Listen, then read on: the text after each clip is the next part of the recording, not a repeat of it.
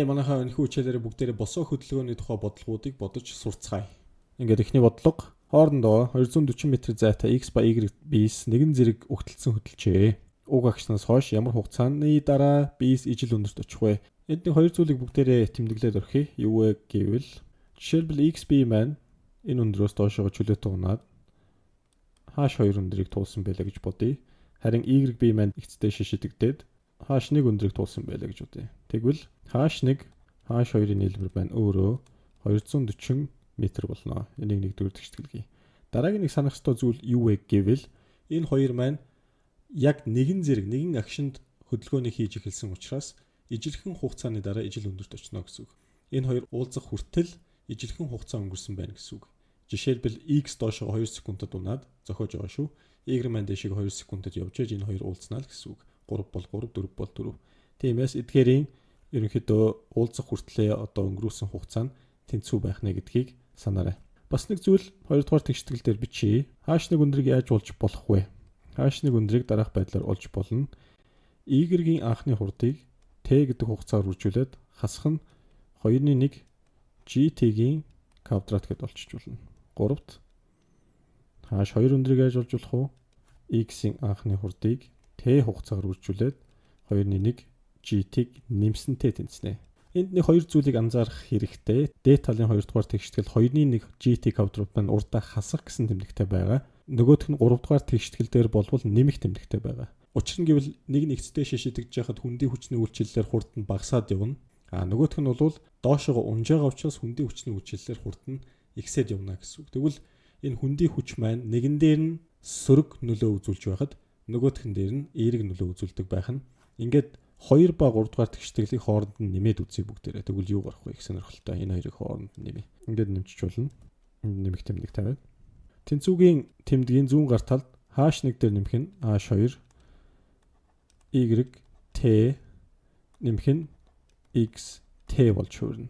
Энэ хэсгүүд маань хоорондоо хураагдчихна. Яагаад хураагдаж байгаа вэ гэхээр түрүүний тайлбарсанчлан хүндийн хүч маань нэгийг нь хурцсаж байхад нөгөөх нь удаашруулж байгаа. Энэ хэмжээний хоорондоо тэнцүү учраас нэгээ устгachж байгаа юм.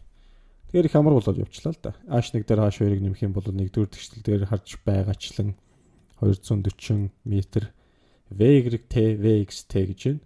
T-г хаалтны гадна гаргая. VY VX буюу анхны хурдууд нь хэд байгаа вэ? Энэ бол ерөнхийдөө 60 энэ 20 байгаа.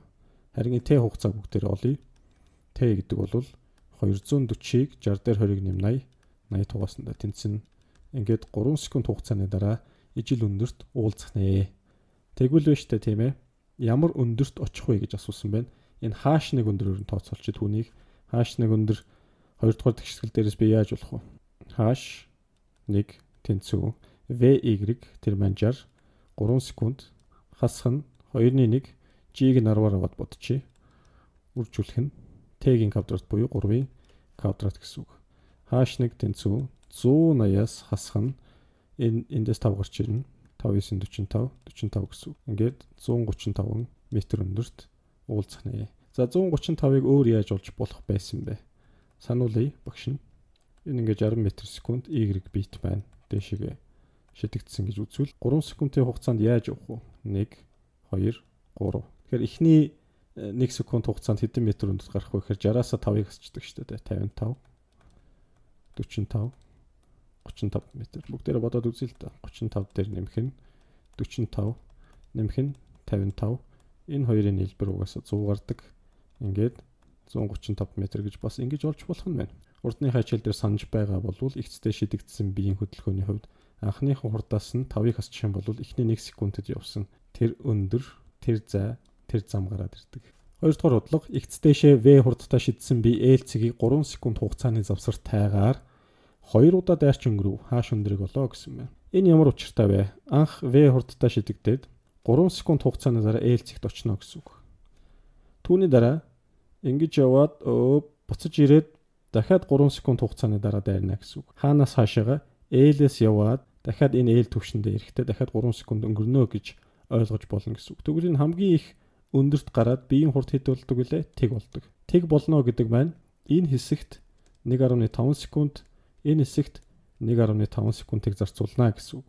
Яагаад энэ хоёрын чинь нийлбэр нийлээд 3 секунд, 3 секундын хугацааны завсартайгаар дайрч өнгөрсөн учраас. Энэ дээрээс би нэг зүйлийг олж болж байна. Тэр маань юу вэ гэхээр энэ L төвшөнд очиход энэ биеийн хурдыг олж болж байна. L төвшөнд энэ биеийн хурд нь 1.5-ыг 10-аар үржүүлсэнтэй тэнцүү байна. Яагаад гэдгийг бүгдээрээ бодоод үзье. Секунд тутамд G буюу 10-аар багасж явж байгаа учраас шүү дээ. Тэгвэл энэ дээрээс нэг зүйлийг ойлгож болох нь 1.5-ыг 10-аар үржүүлээд 15 м/сек хурдтайгаар энэ L төвшөнд ирсэн юм байна. Буцаад L төвшнийг дайрахдаа доошоо харсан байдалтай энэ гэсэн үг. Доошоо харсан 15 м/сек хурдтайгаар дайрна л гэсэн үг. Доошоогоо хэдэн секунд дахиад унах вэ? Доошоогоо хэдэн секунд унах нь гэдэг чинь энэ хөөх энэ секундээр нөхцөн ба шүү дээ. 3 секунд гэхэд. Дахиад доошоо 3 секунд тэгээд газар төрж байгаа. Тэгвэл 3 секундын дотор хэдэн м/сек-ээр хурдан дахиад нэмэгдэх вэ? Тэгэхээр мэдээж ойлгомжтой 3-ыг 10-аар үржүүлээд 30 м/сек-ээр нэмэгдэнэ. Анх 15 байсан 15 дээр 30-ыг нэмээд 45 м/сек хурдтай болох нь байна. Газарт хүрэхтэй гэсэн үг. Өөрөөр хэлбэл энд ирэхтэй энэ маань доошоо чиглэсэн 45 м/сек хурдтай болох нь байна. Тэгвэл ааш өндрийг бүгдээрээ олдог нэг маш хэлбэр арга байгаа шүү дээ. Дундаж хурдыг олоод тэрийг T-гээр үржүүлчихнэ. Дундаж хурдыг яаж болох вэ? Энэ 15 анхны хурд нэмэх нь эцсийн хурдны 45. Хуваах нь 2, үржих нь. 15-аас 45 болох хүртлээр 3 секунд явсан учраас ингээ 3 оржуулээд олчихно л гэсэн үг. Энэ дээрээс хэд гарах вэ? 62 дугаар 30, 33-т үржүүлээд 90 м өндөр байх нэ. Бодлого 3. Хааш өндрөөс x-тэй 25 м/сек хурдтай шидсэн би 7 секунд хугацааны дараа газарт унжээ. Хааш өндрийг олоорой гэсэн байна. 7 секунд гэдэг маань өөрөө айгүй чухал мэдээлэл байна. Энэ гэсэн үг. Учир нь гэвэл 25 м/сек хурдтай шидэгдсэн энэ бие энэ хамгийн орой дээр ямар хугацааны дараа гарах 10 хуваагаад болно шүү дээ. 2.5 секунд хугацааны дараа гарна. Энд хурд 0 болно гэсэн үг. Тэгээд буцаад яг энэ талд 2.5 секунд хугацааны дараа энд ирнэ гэсэн үг. Энэ удаад доошоо харсан 25 м/сек хурдтай болно. Ингээд ингэж явсараад газарт хүрнэ гэсэн үг. Газарт хүрээд тодорхой хурдтай болно. Тэр хурдыг яаж олох вэ гэхээр бүгдээрээ энэ 7 секунд гэдэг мэдээлэлээ ашиглая. 2.5-нд явцсан, 2.5-нд явцсан нийтдээ 5 секунд тусна 7-гийн 5 секунд явчихаар цаана 2 секунд бидэрт энэ хэсэгт үлдэж байна гэсэн үг. 2 секундын дотор хурд нь 20-оор нэмэгдэнэ. 2-ыг үржих нь 10, G маань 10 гээд 25-аас 20-оор нэмэгдэхээр 45 м/сек хурдтай болж газарт хүрэх нь байна. Ингээд ааш өндрийг бүгдээр яаж олж болох вэ? Дундаж хурдыг олоод 2-т хуваагаад явсан хугацаанд нь үржүүлчихнэ. 25 дээр нэмэх нь 45, хуваах нь 2, унсан хугацаа нь 2 секунд, эдгээр нь хураагдаад энэ дээрээс 70 м гарах нэ. Дөрөвдүгээр бодлого хааш өндрөөс x-тэй 6 м/сек хурдтай шидсэн би 2 секунд хугацааны дараа газарт хүрсэн бол хааш өндрийг олооч гэсэн байна. 6 м/сек ингэж яваад хамгийн дээд өндөртөө очиод доошоо буугаад энд нэг хурдтай болно. Энд эрэхтэй хэдэн м/сек хурдтай болох вэ? Буцаад 6 м/сек хурдтай болно. Энэ тодорхой хэмжээний эцсийн хурдтай болно. Тэрийг олъё бүгдээрээ. Тэгэхийн тулд харъя л да 6 м/сек хурдтай шидэгдэхээр хэдэн секундын дараа хурд нь энд гараад 0 болох вэ? 10 хуваагаад олооч л гэдэг байгаа. 6-г 10 хуваахаар 0.6 секунд. Энд бас 0.6 секунд тунана. Энэ хүртэл гэсэн үг. Ингээд 2 секундын чинь өнөөх нийт 2 секундын чинь 0.6 буюу 2-оос хасах нь 1.2 секунд нь яваад өглөө цаана нь 0.8 секунд үлдэнэ гэсэн үг. Тэгэхээр энэ хааш өндрийг 0.8 секундэд туулна гэсэн ялгаа байхгүй. Ингээд хааш гэдэг бол дундаж хурдыг хугацаагаар үржүүлсэндээ тэнцэн. Тэр маань 6 нэмэх нь. Энэ эцсийн хурдыг яаж олж болох вэ? Мэдээж 0.8-ыг 10-аар үржүүлэхээр энийг 10-аар үржүүлж штэ тийм ээ.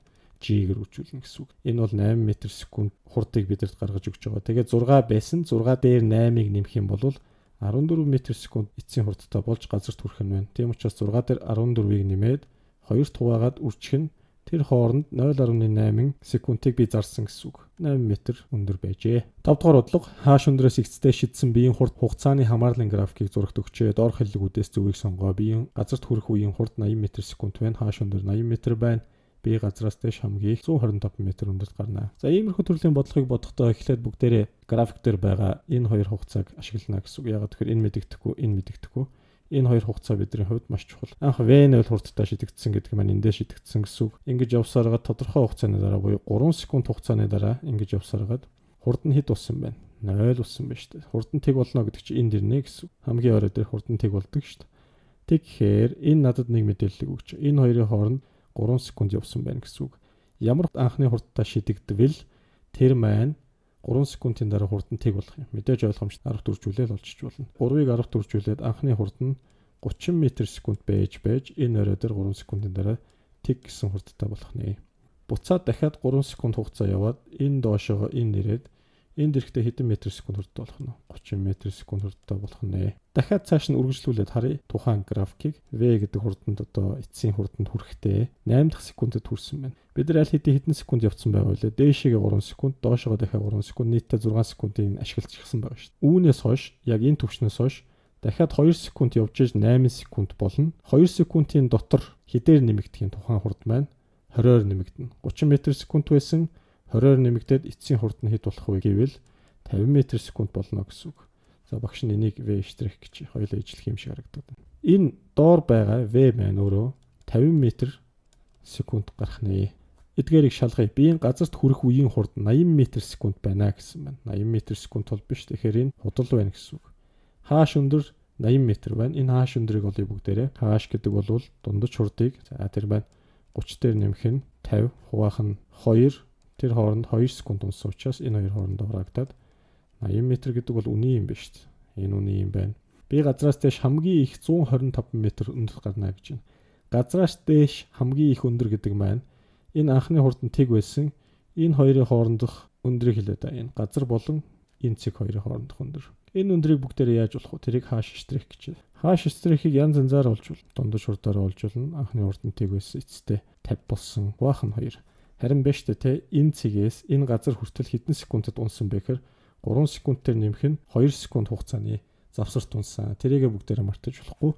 Тийм учраас энийг үржүүлэхдээ бүгдээрээ 5-аар үржүүлнэ гэсэн үг. 3 эсвэл 2-оор дангаар нь үржүүлэхгүй л гэсэн үг. Ингээд хааш штрих максимум өндөр маань 25-ыг үржих нь 5 буюу энэ маань 125 гардгийг бүгдээрээ мэднэ. Тэгэхээр энэ 3 дахь нь бас зөв болж таарлаа. Өөр бас байна шүү дээ те. Чөлөө туналтан дээр бүгдээрээ 5 секундыг харах юм бол ингэж бодож болно шүү дээ. Хааш 3-аш 5-аш 7-аш 9-аш энэ бол 5, энэ 15, энэ 25, энэ 35 гарна. Энэ 45 гарна. Эдгээрийн нийлбэр нь 125 гарах нь харъя. Энэ хоёрын нийлбэр 20, ингээд 45, 80, 80 дээр 45-ыг нэмээд нийтдээ 125 метр өндөр гарах нэ. Яаж л бол яаж бүгдээрээ олж болох нэ. Тэгштэглэр ч гэсэн олж болно.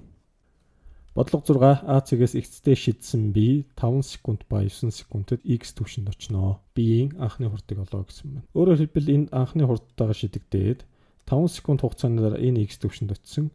9 секундын дараа энэ дахиад ирсэн гэсэн үг. Тэгвэл байна шүү дээ. Энэ тэг шимээс энэ тал нь 2 секунд, энэ тал нь 2 секунд гэлжиж болох бай энэ дээрээс. Учир нь гэвэл нийтдээ 2 дээр 2-ыг нэмээд 4 секунд, 5 секундыг нэмбэл 9 секунд болно гэсэн гаргалгаагаар. Ингээд анхны хурдыг бүгдээрээ олъё. 2 секундын дотор энэ хурдан тэг болж байна гэдэг чинь энэ дээрээ хурд нь хэд болохыг илэрхийлж байгаа вэ? 20 м секунд байгааг илэрхийлж байгаа. Секунд тутамд 10-аар багасаар хагаад энэ хурд нь 0 болно гэсэн үг. Ийшээгээ энэ доошоогоо 20 м секунд хурдтай болох нь. За багш нь нэг зүйлийг асууя. 5 секунд хугацаа өнгөрцөн байна. 5 секунд хугацаа өнгөрөхөд эцсийн хурд нь 20 болсон биш. Тэгвэл анхны хурд нь хэд байх юм? Секунд тутамд 10-аар багасж байгаа. Тэгвэл 5-ыг 10-аар үржүүлээ 50 болно. Энийг 10-аар үржүүлчих G-гээр 50 м секунд хурдуулна. Энийг 20 дээр нэмэх юм бол анхны хурд нь хэд байсан байх нь вэ? 50 дээр нэмэх нь 20 буюу 70 м секунд байсан байх нь шүү дээ. 8 дахь бодлого нэг биеийг 80 м өндөөс чөлөөтэй унгах агшинд нөгөө биеийг X дээш V хурдтай шидэжээ. Биес 2 секундын дараа мөргөлдсөн бол V хурдыг олооч гэсэн бол багш нь шууд ингэж олчур яаж байна. H1 дээр нэмэх нь H2 V үржих нь T. H1-ийг H2-ын нийлбэр маань энэ хоёр уулзсан энэ түвшин гээд үзчихээ. Тэгээд энийг H2 гээд энэ өндрийг харин H1 гэж байна. Тэгвэл энэ хоёрын нийлбэр маань өөрөө 80 болж таарах нэ дээ. 80. V хурд гэдэг маань энэ доороос шидэгдсэн, X-тэй шидэгдсэн биеийн анхны хурд гээд V гэж бичиж байна. Тэгээд 2 секундын дараа уулзсан. Энэ байна. Ингээд V хэд гарах нь вэ? 40 м секунд багш яагаад ингээд гинт залхуураа бодчихвоо. За би энэний тайлбарыг бол 1-р бодлогон дээр хийсэн. 2-1 GT квадрат, хасах 2-1 GT квадрат ижил үйлчлэлтэй учраас ижил хэмжээний нэг нь хасах, нэг нь эерэг тэмдэгтэй учраас нэг хураачдаг. Тэгэхээр ийм төрлийн бодлогыг бид нар яаж боддог вэ гэвэл яг ингээд хэвтэй чигт биштэй те. Энэ ингээ V2 хурдтай. Тэгээ тодорхой X зайн дээрээс угталцсан хөдөлж байгаа тогтмол хурдтай жигд одоо хөдөлгөөний бодлого шиг аваад үзчих болдог байхгүй юу? Тийм учраас ингээ шууд бодчих жоо. К бодлого номер 9 X-тэй 50 м секунд хурдтай шидсэн бие хөдөлгөөний 7 дахь секундэд ямар өндөрт гарах вэ? 7 дахь секунд. Бид бүхний мэдэж байгаачлан зуръя л да тийм ээ. Энэ нэг газар бит байгаа. Дээшээгээ 50 м/сек анхны хурдтай шидэгджээ. Секунд тутамд 10-10-аар хорогдож явсаар гаад 5 секундын дараа энд ирэхэд байна шүү дээ, тэ. Хурд нь тэг болно гэсэн үг.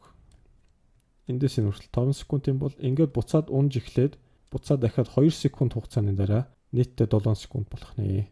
Ийшээгээ доошоогоо бол мэдээж 20 м/сек хурдтай болох нь ойлгомжтой. Энэ өндрийг олъё бүгдээрээ. Ямар өндөр вэ гэхээр энэ газар тэгээд энэ төвшин. Түүнийг ааш гэчи. Ааш өндрийг бол амархан байна. Учир нь гэвэл анхны хурд нь 20, эцсийн хурд нь энэ газарт хүрэхдээ мэдээж ойлгомжтой. Буцаад анх ямар хурдаар шидэгдсэн тэр хурдаараа унж орж ирнэ. Энд байхдаа бол 20 гэсэн хурдтай байгааг санацгаая бүгдээрээ. Нэгжүүдийг нь багш нь бичсэнгүү. Ингээд энэ хоёрын хооронд 5 секунд хугацаа өнгөрсөн гэж байна шүү дээ. Хааш анхны хурд, эцсийн хурд, хуваах нь 2, үржих нь явсан хугацаа буюу 5. Ингээд дээрээ 70 гарна. 5-5, 25, 2, 35, 25, 175 м. Сүүлийн бодлого x-дээш 30 м/сек хурдтай шидсэн биеийн хурд нь ямар өндөрт 3 дахин буурах вэ гэж асууж байна. Зуръя. Окей, анхны хурд нь 30. 3 дахин буурна гэдэг маань тодорхой өндөрт очиод түүний хурд нь 30-ыг 3-т хуваах буюу 10 м/сек хурд болно л гэсэн үг. Тэгээд энэ өндрийг олооч гэсэн байна. Олъё. Хааш гэдэг бол 10 дээр нэмэх нь 30, хуваах нь 2, үржих нь ямар хугацаанд 30-аас 10 болтлоо буурах юм. 20-оор буурсан байна шүү дээ. Тэгэхээр 2 секунд хугацаа секунд тутамд 10-аар буурч явсараад. Ингээд 2 секунд хугацаагаар үржүүлээд энэ хоёр хураагдаад 40 м өндөрт 3 дахин буурах байжээ. За ингээд хичээлээ тухлан сууж таалан сорьсон та бүхэндээ баярлалаа. Дараа дараагийн сонирхолтой хичээлээр бүгдээрээ уулзцгаая баяр та.